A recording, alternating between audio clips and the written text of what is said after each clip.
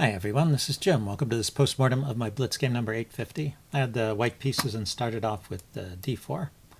My opponent went d5 and we get a normal queen's gambit declined position after a couple of moves. And now I went with knight f3. You see that's the second choice. My normal move here is actually knight c3. I normally just go with the main move, but I was trying to go with the Catalan, trying to get a Catalan position on the board, and to get to that you have to start with this knight f3 move. And then you'll follow that up with g3 at some point. After the normal move, say knight to f6, g3, that would be a Catalan. But he didn't go knight f6, he went f5. And so we have a Stonewall defense, which came from a queen's gambit declined instead of coming from a Dutch defense. You see it's a very rare move here.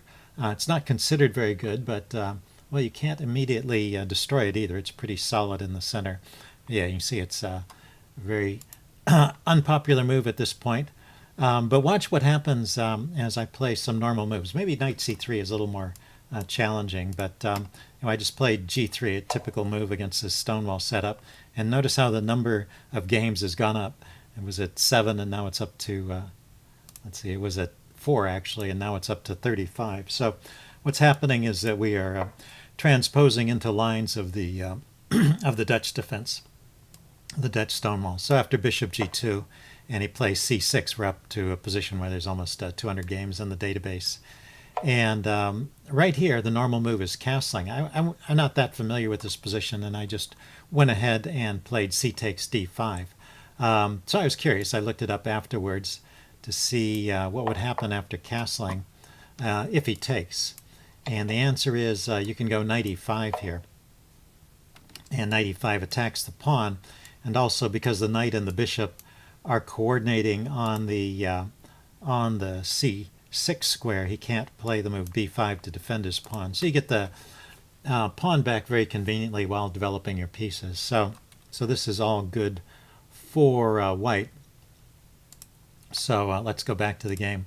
So after c6, there was no need for me to rush with this exchange. And after the exchange, we're just out of the book.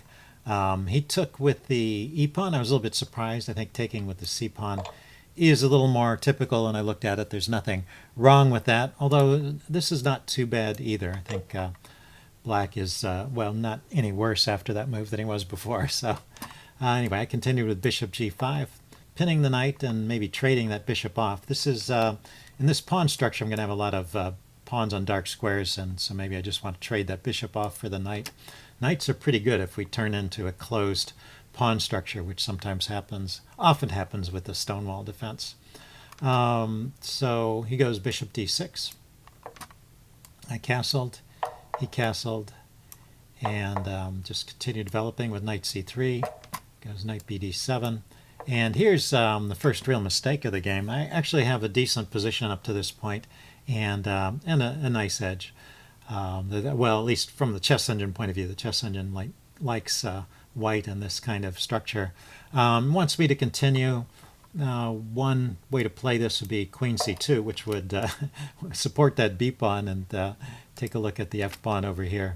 Let's see, he might continue queen e8 and e3. Oh, yeah, I just wanted to show this idea of allowing black to unpin the knight and then placing the bishop here on f4, which we saw in the game, bishop to f4. So just, and probably black will take with the knight, so the black gains the bishop pair, but I'll have a solid structure on my king here, and I'll have a good square for my knights on on d5. So anyway, that's good for white.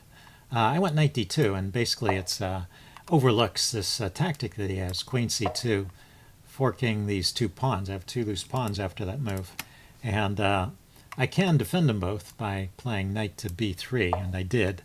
So that saves the material, but it displaces this knight. The knight was, going to have a role over here on the king side or in the center, and now it's way over on the queen side. And so at this point, black is really better. Let's see. The game continues with knight to e4. It's a good move.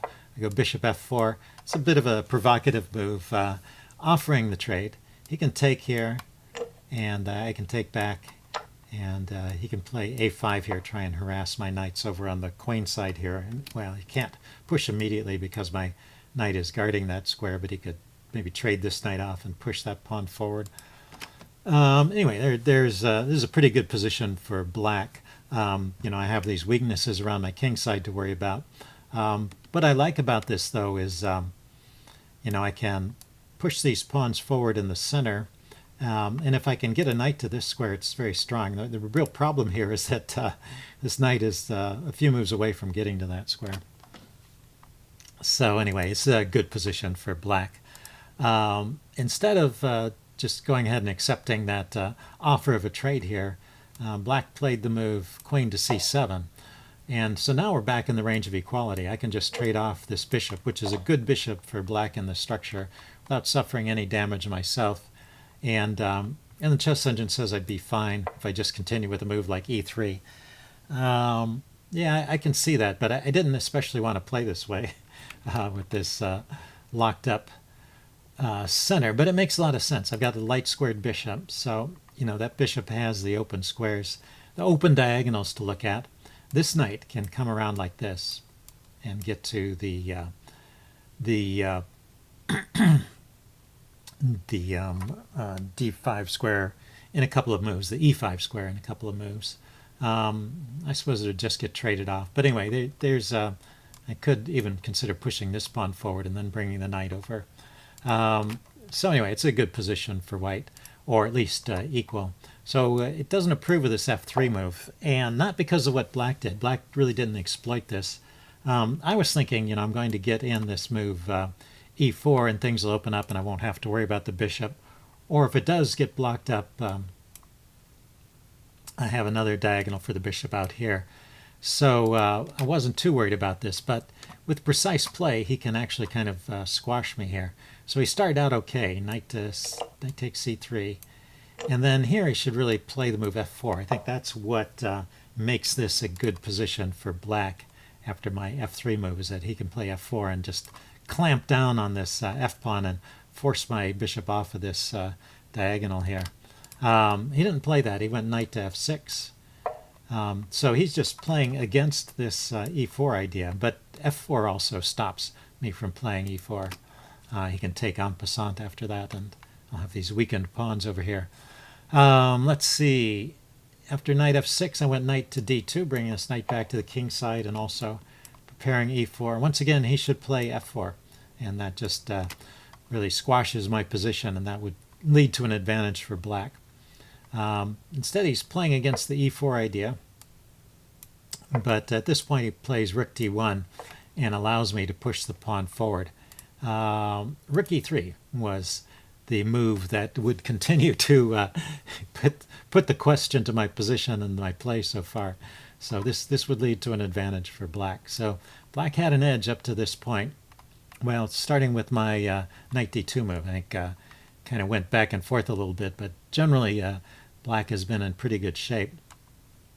But this bishop d7 move allows me to get in my e4 that I've been wanting to play all along. And so here we're back to even, and we stay this way for a while. So this is all pretty reasonable play for both sides.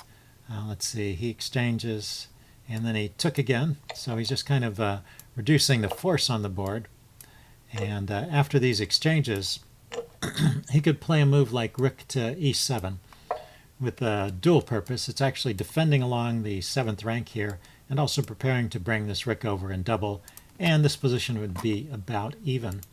Instead, he played the move bishop to e6, and this is actually the losing move of the game. It looks pretty innocuous, but this queen h5 move that I played is actually very strong.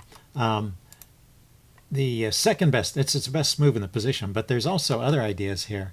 The second best move is actually queen b1 with a double attack, and this just wins a pawn. I'm attacking here, and I'm attacking here. So that was the other thing rook e7 did. It defended the b7 pawn as well as defending the king side along the 7th rank. So that's why I should have played that. Anyway, so I could have just picked up a pawn right there, but queen h5 going for the attack is even stronger. And there's just no good way to meet this attack. If he goes h6, which is what I was expecting, then queen here, and this is very dangerous. Queen can come in here, the rook can come to the open f file, and he's just not going to survive this attack. So that's pretty much all over. So g6 is actually the best try in this position. It was the top choice of the chess engine. And I takes back, I go with the check, and he runs to h8. But this is all just winning. You know, it took me a while to decide to play this. You know, I'm down a piece, although I do have 2 pawns for the piece. And I'm not winning the piece back. You know, my 2 pieces, you know, I'm getting the check and I'm attacking this bishop, but it's adequately defended. So really, the reason this is winning is because of the exposed king, and that's what you have to include in your calculation, not just the material balance, but the exposed king here and the difficulty he's going to have defending it. This rook is still out of play, but my rook is out of play. It's mostly that the rooks are on the back rank still, and his 2nd rank or 7th rank is kind of empty here, and the bishop is momentarily in the way of the queen. So I was able to sneak in here and make these moves. So it's just about catching the queen off guard here. And so I think rook e5 is a good move here, just threatening the mate, and now he takes. So that was also the best move. He has to give up material here, and I should win this a little more quickly than I did, but there's some interesting tactics here. So let's go through this. Let's see, he went bishop to d5, trying to look for counterplay against my king. One with queen f6 check. Cancel that. Queen f6 check. King here. And rook to f1. So this was all approved of by the chess engine. I'm just threatening, bringing all my force to bear on the king side. Went rook e6, and queen f7 check, driving him to the corner. And then I played the move rook to f5. I was somehow not quite thinking about this correctly. He can block with his rook, which he did after I play rook f5, and so there's nothing. I mean, there's no immediate mate there. Whereas if I had played this way, there is a forced mate here, starting with the move queen h5. So first of all, if the king, well, I'm going to ignore moves where he just plays rook here and interposes the rook and gives it up, because those also lead to mate. But if he tries to defend like this without giving up more material, king to g7, I have rook f7 check, driving him back, and mate. So there's just a mate in 2 there. And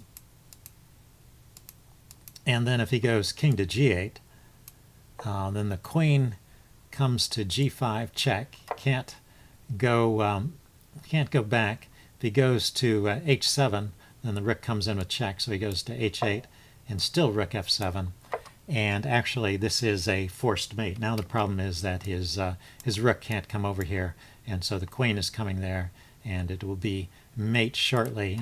The chess engine, for the longest way to continue the game, had rook to g8, but still I'm going to check, and he'll block, and then I'll take, and that's a mate. So anyway, that's a forced mate with queen to h5 in this position. Anyway, I played rook to f5, setting up this mating threat, but he can just block it. And so I end up just grabbing material here. I first traded off a pair of rooks with this move. Let's see, he brought his rook here, and I brought my rook down. I was just clearing the queen out of the way so the rook could come into the 7th rank.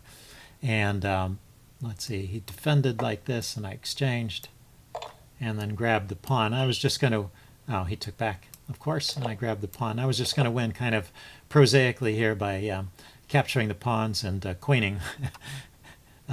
So let's see, he grabbed some pawns too. Brought the bishop back. Let's see, and I pushed on with e6, and now we went to rook e8, which just allows me to take. I thought there was another interesting continuation here. Basically everything wins for me, but if he were to try the move rook to g6, this is interesting. He's pinning the pawn, and he's threatening to win it. You know, the one thing that black has is he's got an extra piece. They're just not as easy to play with as the queen, not as powerful as the queen, but if you can coordinate them, They can gang up on a single point and overpower the queen. But in this case, I can actually just push the pawn forward, and if he takes, then I have this check, which picks up the rook. So that's winning. The best move here is actually bishop to f7, and then I can queen and pick up the bishop, and this will be queen versus rook with some extra pawns. Also pretty easy win. Anyway, he just went rook e8, and I took it, and he resigned. So anyway, it's a fun game, interesting tactics towards the end. Hope you guys enjoyed it, and I will see you again soon.